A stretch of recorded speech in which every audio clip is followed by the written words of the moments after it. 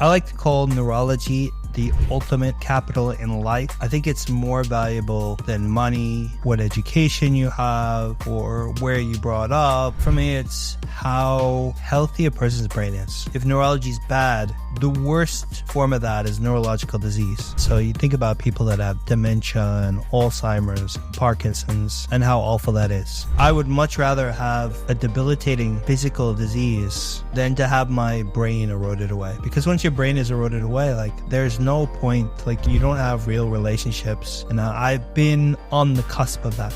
I would never say I was at that extreme, but I've cycled in and out of lesser versions of that.